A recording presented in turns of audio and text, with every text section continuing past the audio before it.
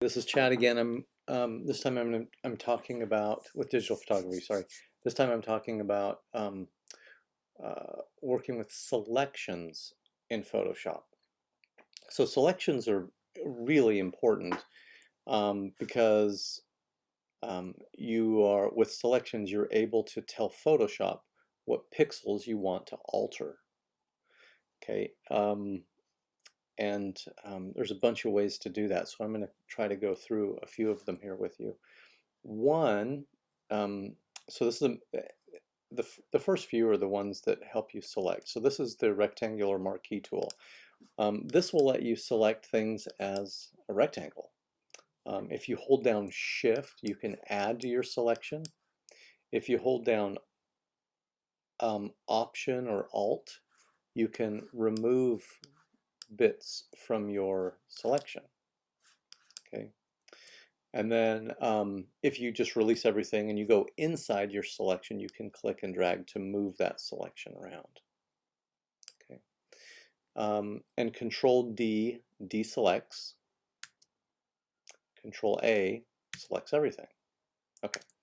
So that's a rectangular marquee tool. The elliptical marquee tool is the same, acts the same way. Hold down Shift to add to your selection. Hold down Alt to remove from your selection. Release everything and go inside your selection to move it around. I'm going to get rid of these little bits here. And the other thing I should have showed you on the rectangular marquee tool is that if you hold down Shift while you're, oops, that's not gonna, oh, there it is. Okay, so if they just changed it with 2020, so I was a little bit figuring out how to do it. It was Shift Command Control on a PC or Shift Option Command on a Mac. If you click on your tool and then drag and hold down those three keys, you will go from the center of your selection wherever you clicked, and it will make an absolute circle. Now that's true. Oh, and by the way, you can just click away to deselect something besides using Control D. So just clicking away, like if I have a very complex selection, click away will do that. And then the rectangular marquee tool, hold down those three, click and drag and hold down those three. That will make it a perfect square. Okay, I'll go to the next one. I'll start with the top. Now notice, and I should explain this, each one of the tools that have a little white triangle at the bottom of it, if you click and hold on that, it'll show more tools underneath it. It's like a little hidden menu. It's good to know about. So this lasso is like a free hand selection tool. So I can use the lasso and just select around these guys, and there we go. If I hold down Shift, I can add to it. Hold down Alt or Option on a Mac, and I can remove it. The one underneath it is the polygonal lasso tool. What the deal with this is it allows you to draw straight lines. I use it for like man-made objects like houses or like architectural, just anything with a straight line. This does really well at. Doesn't do real good at freeform, but that's just not its job. Let's see. This guy is the quick selection tool, and this is a great one because it uses another like another technology in Photoshop. What it does is you can see that it's a brush. Now, one thing I should share with you is any brushes in Photoshop, you can use your left and right bracket, which is right next to the letter P on your keyboard. The right bracket will increase the brush size, and the left bracket will decrease your brush size. Right bracket increase, left bracket decrease. Okay, so notice this is a brush, and this is a really powerful tool. Now it's called quick selection. It doesn't mean it's a good selection, it's quick. So let's say I want to select the background. What it will do, if I start painting with this, Photoshop will look at the pixels that are within my brush size and go, oh, I'm going to grab pixels that are similar to it and neighbors to it. So notice it's not grabbing like wood on the other side of the picture. It's selecting pixel, and I moved over to the left and it got so similar, it ended up right above the first bird's head. Now I'm going to keep going, clicking on this and dragging, and it's going to select more and more similar pixels. Now, let me just zoom in here and show you. Not good. It's quick, but it's not very good. So just like with the others, I can use Alt or Option to paint out bits that I don't want as part of my selection. Okay, and then change the size of my brush if I want, and get really detailed. But it's not wonderful, but it does a decent job. So I'm just gonna, like, let's say I want to finish, selecting the background of these birds. Now look, so these pixels are so similar right here. I'm gonna select some of the wood, unfortunately. So you can see what it did. So what I'll have to do is hold down Option or Alt and then go in and paint some of this wood out very slowly, bit by bit, until I have the selection I'm after. If I go big strokes, it will just give me kind of terrible returns. So there's the background on this. Okay. All right, so that's a quick selection. So one thing I'm going to do while I'm here is I'm going to inverse this selection. That's something you can do. So if I didn't want the background, but it was the easiest thing to select, I can select the background and then inverse it. And to do that, I'll go up to Select and then choose Inverse. So now just the birds and the little branch that they're on are selected. I'm going to show you this nice little bit, this little feature. So right now I have them as a layer, all of it together. And if I use this command, which is a shortcut, which is Control J or Command J on a Mac, Control J on a PC, I will take my selection and make a new layer of it right above my existing one, and it won't delete it off this one. So notice, so it's kind of like a copy paste. Okay, kind of easy, but it's exactly where the last one was, where copy paste shifts it a lot of the times. Okay, so anyway, I think that's pretty incredible. Let's see, so those are different selections. Let me show you a couple other more powerful ones. More powerful, not more powerfuler. So I'm going to choose Select and then go to Color. I had a little sleep last night, so you gotta forgive me. So I went to go into Color Range, and this is a really powerful way to select.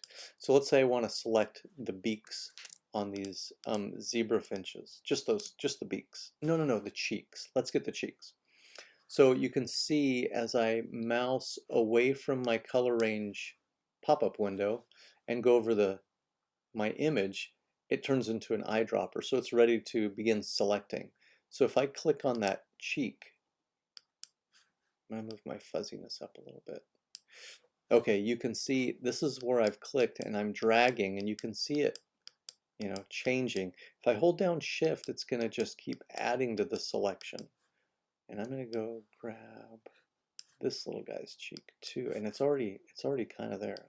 Go get that side and maybe get this side, because that's the other side of his cheek. Now you can see, excuse me, from my little black and white in my color range palette or pop-up window, that more things were selected, which I don't want selected. I only want the cheeks.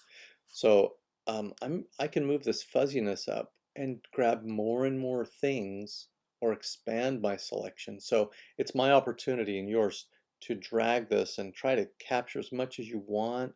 What I'm going to do is go in and remove some of these areas that will be selected when I click OK. So I'm okay with that. I just want to get as much cheek in, as much of this cheek color in as possible. So I'm going to click OK. So you can see I do have this little marching ant type selection around it, but I did get some of the wing and some of the foot.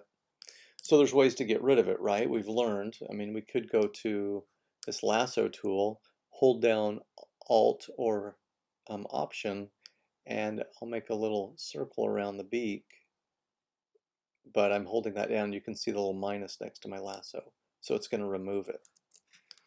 So I'll do the same over here. Now there's other ways of doing it, and I should introduce another way to control even, maybe even more powerfully than this one, control your selections, and that is quick mask. So quick mask is located, not sure how I'm going to show this.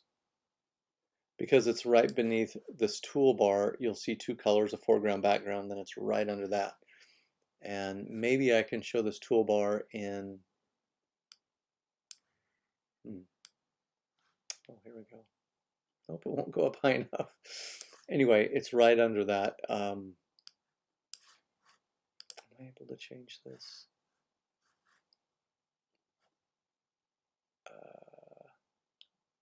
Well, I'm not going to waste your time. Anyway, it's right under there. And then a shortcut to it is typing Q. So now I'm in Quick Mask. You can see that my tab has changed. It says Quick Mask up here. And everything that's selected is in red. Now that it's kind of confusing because the beaks are really close to red. So I'm going to double click on that Quick Mask button, which is right underneath my two colors at the bottom of my toolbar. If I double click on it, I get this, Quick Mask Options.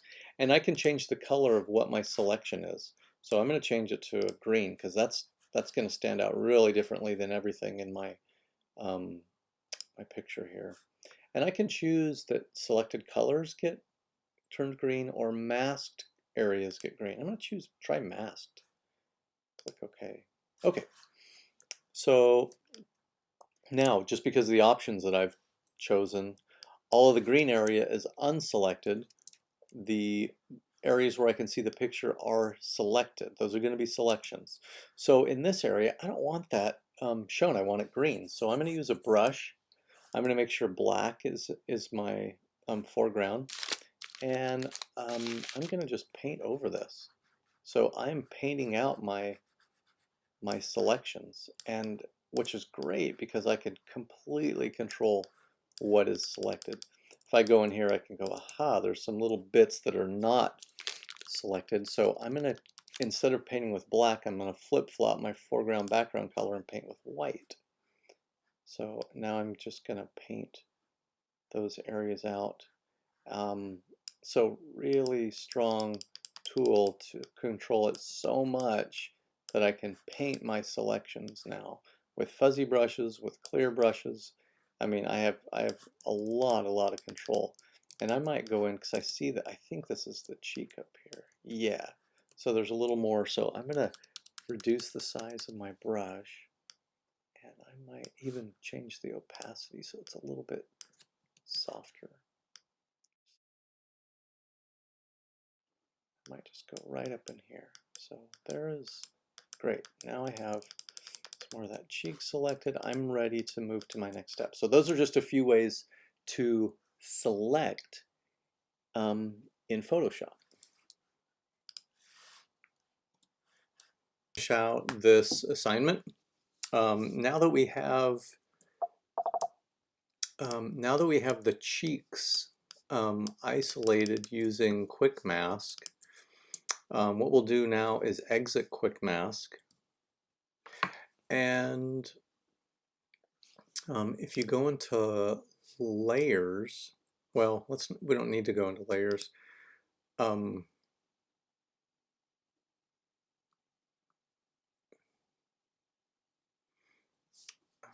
me find where we need to go. We need to go to adjustments. Okay, so as you can see, these are a lot of different adjustments available to us. And the nice thing about these adjustments is we can adjust a lot of these attributes without damaging the original photo. So let's just, excuse me, let's adjust the color here. Now what happens, let me pull this out so I can show you what's going on. We have an adjustment layer that shows up depending on which adjustment you choose. I chose hue and saturation, and that's the one I'm going to suggest you do as well. And what I want you to do, just to kind of prove that you're that you're doing this is change the hue of the cheeks. And I might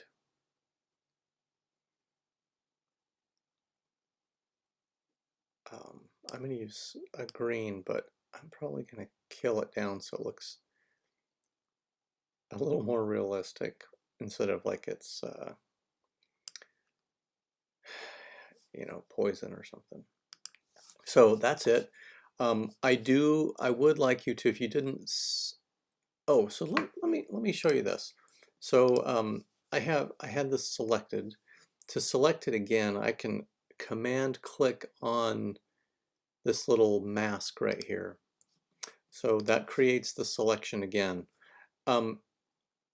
If you want to save a selection, you'd go to select and then choose save.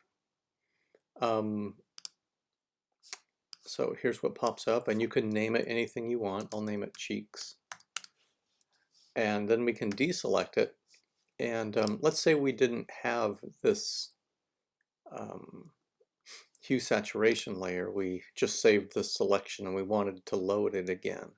So what we do is come up to select, load selection, and then we choose from the load selection to whatever's available. And I've named the last one cheeks. If I OK it, there it gets loaded again. So I do want you to go back and remember when we selected the entire background, I'd like you to delete that and then save this image as a JPEG. So I'm going to do that real quick so you have an idea of what I'm asking for.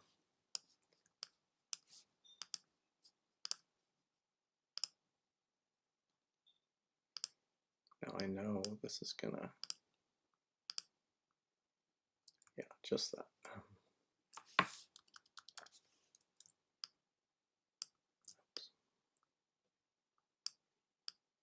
I've made the brush a little smaller and I'm going a little bit more incrementally. Remove that wood. I'll see if I can.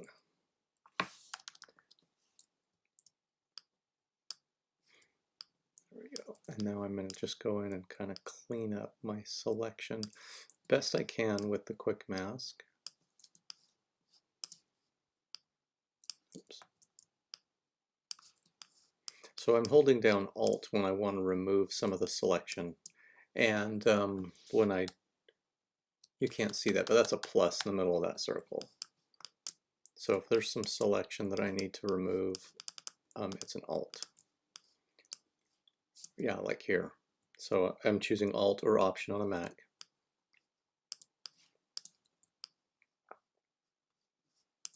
Okay.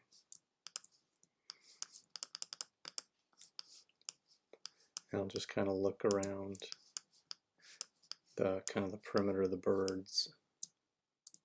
Here's, I have missed some here. Oops. Since I'm selecting the background, I have to make sure that I'm holding down Alt to remove that background selection from the birds. Okay, so then I'm going to inverse this like we did earlier, and I'm going to do Control J to make a new layer. Oops, I made the wrong layer. I'm going to, with this selected, I'm going to choose Control J. And then I'll hide that. And then this is the one that I'm going to save as a JPEG. File, save as.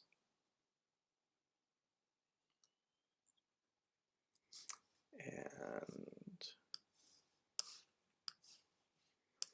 here's where I'll name it. Selection practice. And I'll choose a JPEG here. And I'll put it in, you know, I'll navigate to where I want it and then choose save. And then here's my JPEG options. I'll just leave it as that, that's fine. So and then we can disregard this because we're done with this lesson, and you'll, actually I'd suggest looking, you know, opening up the selection practice. Yeah, so here it is. I've just opened it, selection practice, and that's what I'm after. Okay, good. So I'll close that up, and that's about it for showing you how to select in Photoshop.